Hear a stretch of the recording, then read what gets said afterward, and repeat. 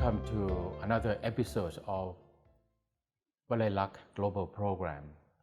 This program, produced by Walailak University, located in the south of Thailand, aims to disseminate information about our latest research and teaching and learning.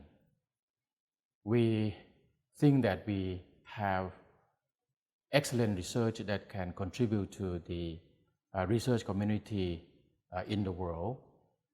My name is Surin Maisikrot, Vice President for Global Engagement and Faculty Development. With me today is Associate Professor Dr. Veeranoot Nissapatorn, one of the top researchers at Walailak University.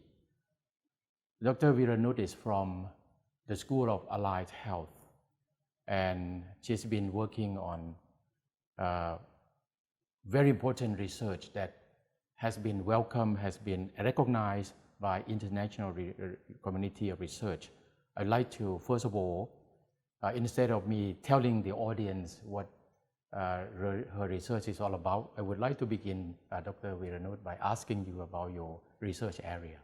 Yeah, thank you. Thank you very much for the invitation, firstly.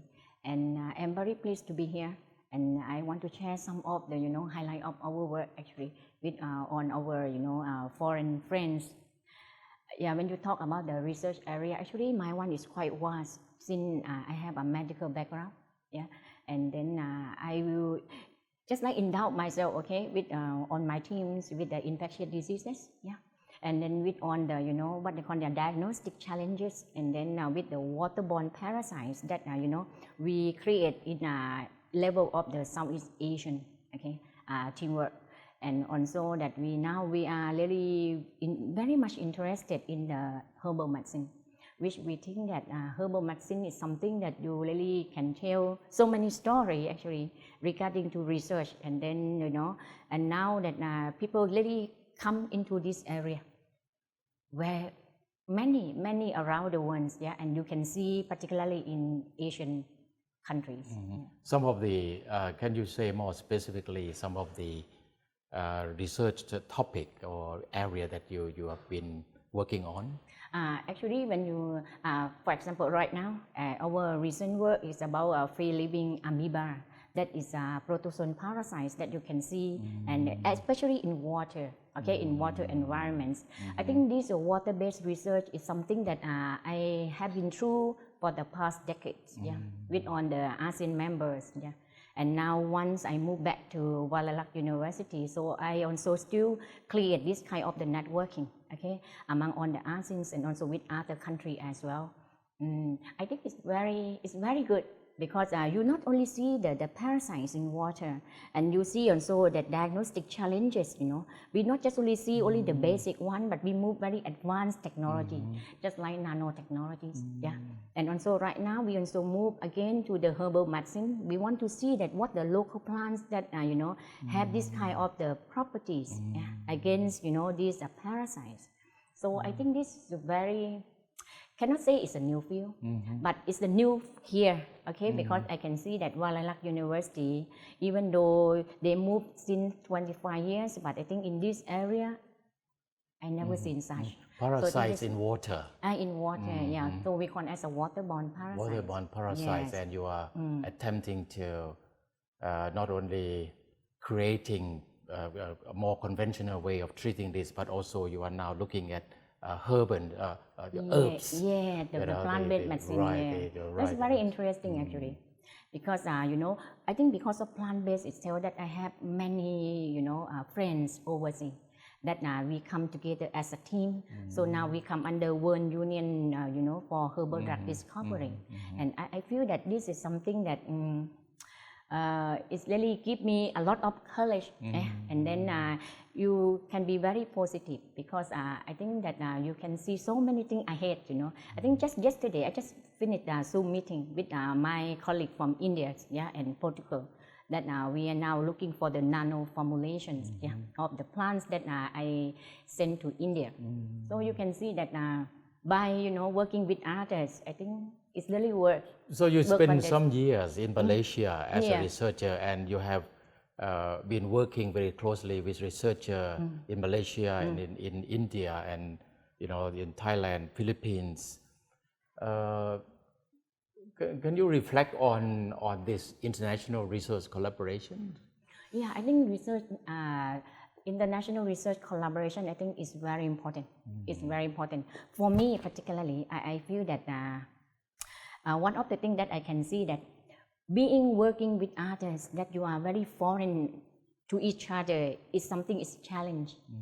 It's challenge in the sense that you see when you have to communicate with them constantly through email, that sometimes you cannot be just like a face-to-face communications. So I think you really need a lot of the courage and a lot of the ethical communications among friends or so whatever. So I think that more than 10 years already that I keep doing on this work. So I feel proud of myself and I'm very happy that I think that our team, no matter Southeast Asia Water Team or World Union, I think we move very well to the direction that we really expected. And among our members as well, they also seem to be very happy. And then we keep, communicating most of the time. And then seem to be success, and then we lead to the direction that we want. So I think you work in Malaysia for how many years? 17 years about that. 17 years in where in Malaysia?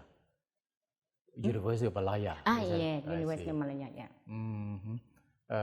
So 2 questions I'd like to ask you. First of all, perhaps I'm not sure whether this is it is a fair question, but and now you come back to Thailand, you are Thai, and you come back to Thailand to work with Walailak University in the past maybe 4 or 5 years. What sort of, if you can do a little bit of comparison between research culture in Malaysia and in Thailand, particularly at Walailak University, compared with the at University of Malaya? I think for the past 17 years that I was working there, I think it's very fruitful experience. And I always remember, I still keep on good friends around in University of Malaya. When you talk about the comparison, definitely they are. It's comparable actually between two university, but cannot say that which one is good or bad, or which one is is acceptable or not. I think it depends on the culture. It depends on the situations that we cannot really pinpoint.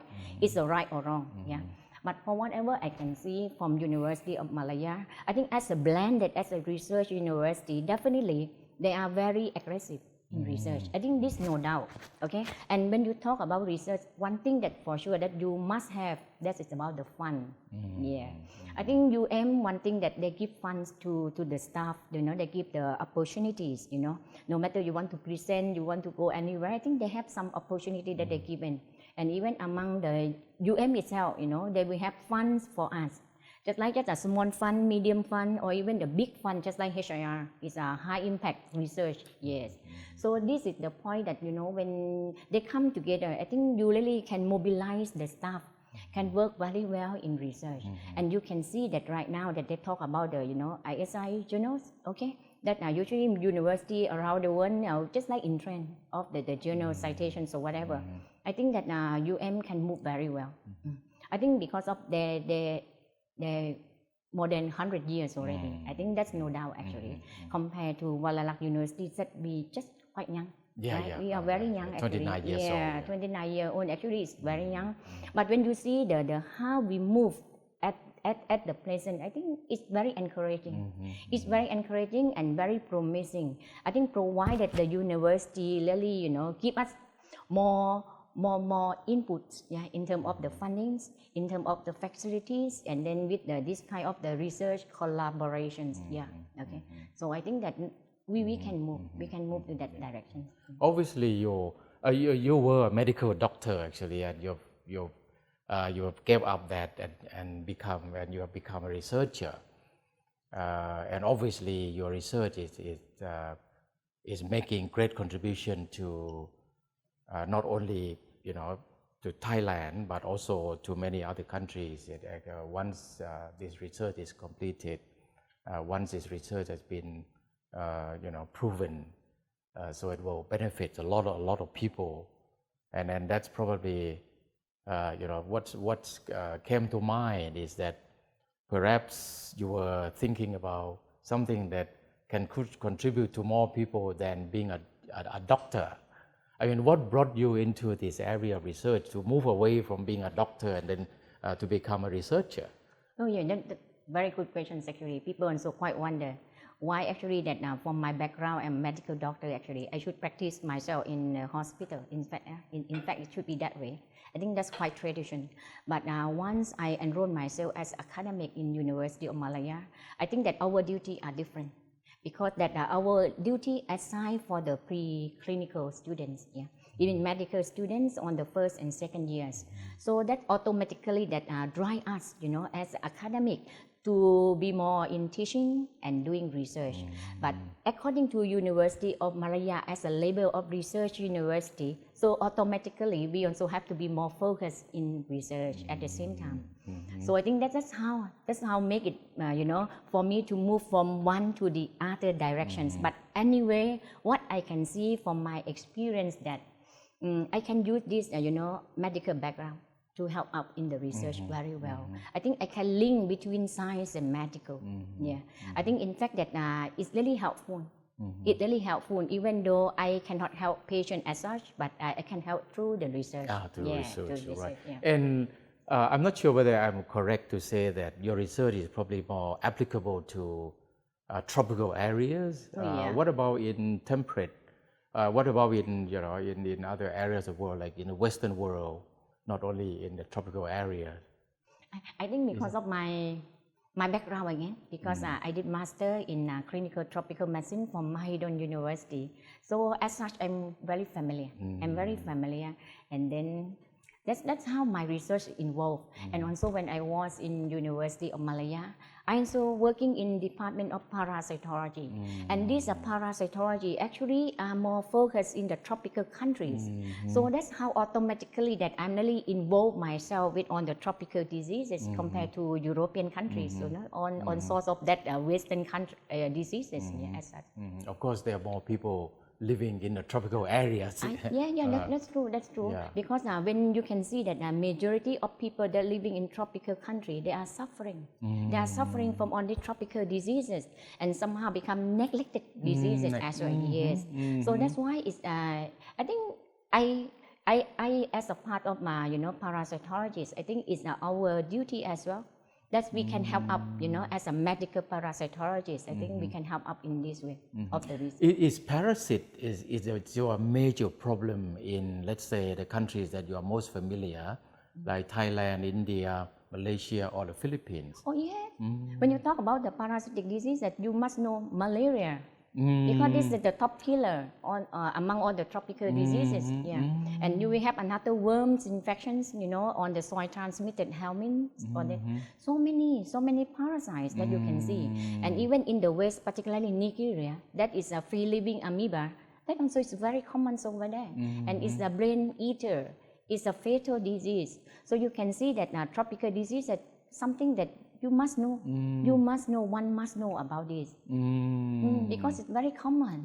It's very common. Right. We cannot deny it. You see, even among World Health Organizations, to have on this, so many neglected diseases, in a tropical, as far as tropical country are concerned. They listed down on the parasitic infection as well. Has there been any change in the position of like World Health Organizations on this? So far, I think they still keep doing, but I cannot really pinpoint as such that it's going to be can be eliminated. But eradication, I think it still take time. So it cannot be even the disease that can really move, come and then maintain themselves and then just disappear. I think cannot really pinpoint to that level. But definitely there is a eliminating of the tropical diseases in certain part of the world. So I imagine that you have your community of researchers in this area across many countries. Is that the case? How many other countries that have been part of your research, for example?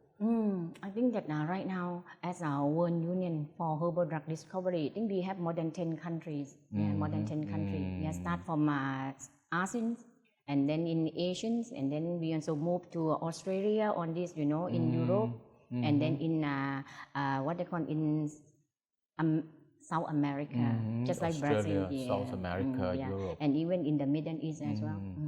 So I think that by doing on this kind of international research, a network, I think it's very useful. It's very useful. And you are published extensively. You are one of the top researchers at Walailak University, contributing tremendously to the level of publications at this university. What is the secret of that, if I may ask? I mean, you have published a lot, and I mean, one might wonder, how can you publish so many papers like that?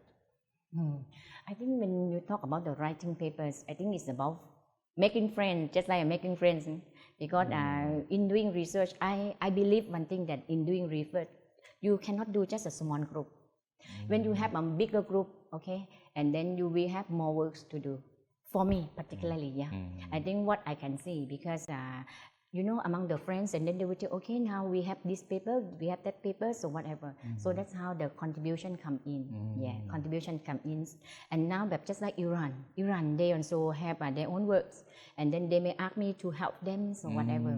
So this also how that I can, increase my publications. Okay, not just only my own work, but other people's work. Okay, but I also can help out in that way. So international collaboration, collaborating with a lot of people in many countries, certainly contributes to the proliferation of the expansion of our research papers. And also I think that the weight, when people see the paper coming out, I think they are more just like, wow, you can do so many with many people, not just only one or two people or few people among your group like that. And actually it's my aim, that I feel that doing research work and also making friends at the same time, and then we enjoy the part of the research. We enjoy it, and then we just do it whatever is come into our hands. I make sure that when people communicate with me through email, I answer them, and usually it's not questions of no. It's something is very encouraging positively. It means that it's durable. It's durable. It's possible to do it. So if I have this kind of thinking, positive thinking, and I think that I also can do more research in the future. You mean there are strangers sending you emails, requesting, asking you something, and then you respond? Yeah, I respond based on merit of research, not other matters. Okay, if suppose they send mail to me, I can go and search. Well, who are the one? Because now it's open, isn't it? It's open, it's the internet. So when you contact me, I just search who are you, and I will know that now how am I going to respond to the person. And this helps then. We start. That's right. Expand start the networking. your networking. That's correct. And usually in research work, what I can say is that less or more we will know each other. Because the paper come in, isn't it? When you publish the paper, suddenly I just come across the paper and then, okay, this is interesting, even though it's not my area. But I also can read as just like a knowledge, isn't it? So that's something that maybe can be useful in our future research, etc. So I think that is okay. And so far, I think it's good. Everyone that contact me, I think never go to the vein as such, I think mainly I try myself to my level best to make it happen.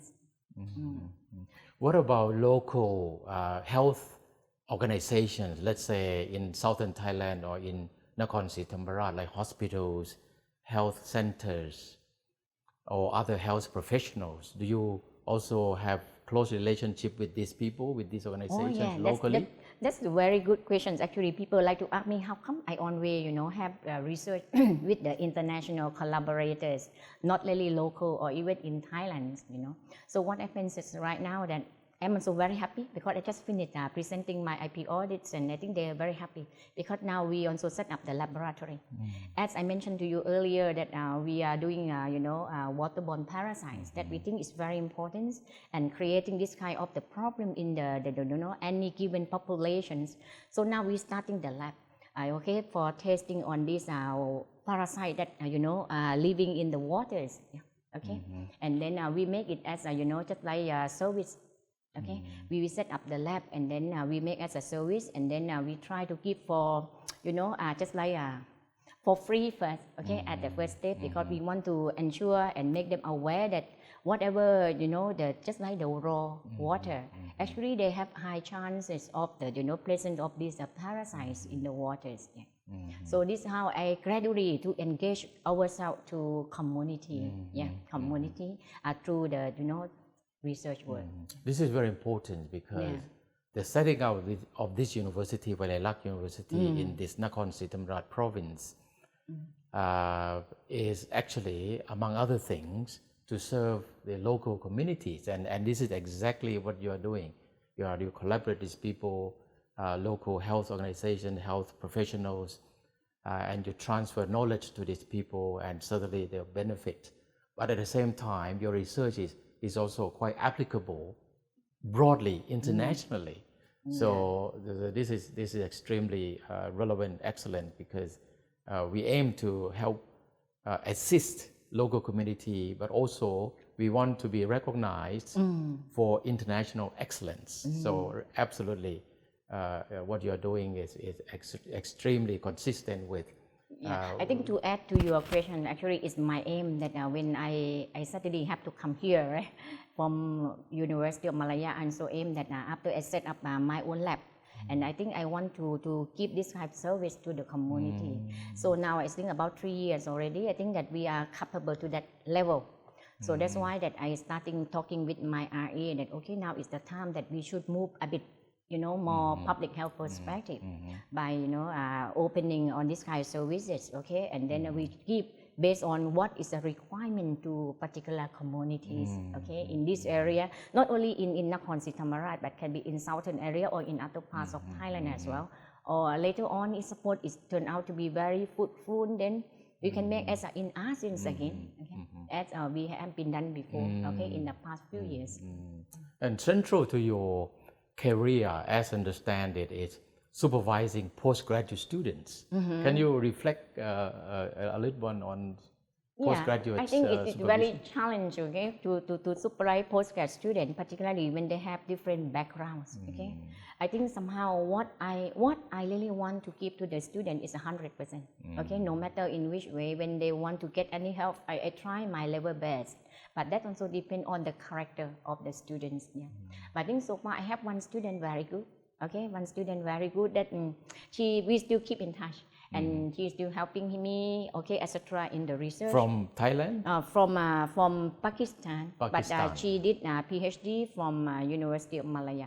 Yeah, and then that she get excellent awards. Okay, within less than 3 years, she got 2 patents, and then she had few of the accountable of these research publications, etc. So I think in supervising student, I think it's not difficult, but also it's not easy. Okay, but just right now I have one student from India. So the people keep asking, hey, Dr. Veeranoot, why your student haven't finished the course? I said, what can I do? Because last year is a whole year about COVID-19. He also very busy because he's a part-time. He also, just like he tutor in the university, he get a leave for 1 year to do the postgrad students. Okay, after that he have to resume his duty. Okay, so somehow in supervising student, I have to be broad-minded. I cannot fix exactly what I want, but I have to see what is a certainty of that student as well, and then I have to deal accordingly. Okay, so he may become delay in his own completion, but he have to accept it because it's not because of me, but because of he himself that cannot do it in times. So I think it depends, but so far it's okay. I think I'm happy to help out whatever is as far as my duty is concerned. So not only you are producing research papers, but also producing human resource, because these young people, they may be a health professional or themselves may become researcher, and then that's help expand your network and more importantly your contribution to the world, to this area of research. But that's true, Prof. Surin, because one student that I got, from UM, she went to present her work in Norway, and then she get to know someone over there, one of the professors from Portugal. But to your surprise, since I came to know her, and then until now we have so many papers together. So this is through the students itself, not through me directly. So that's something is very wonderful somehow. When you get a good friends. That's why I feel that in doing this kind of international research network, I think you need sincerity. I have my own key points that I have sincerity, I have accountability, I have to be responsible. And also that the last one is transparency. I think in order to make sure that in teamwork spirit, everything have to be transparent, have to be answerable.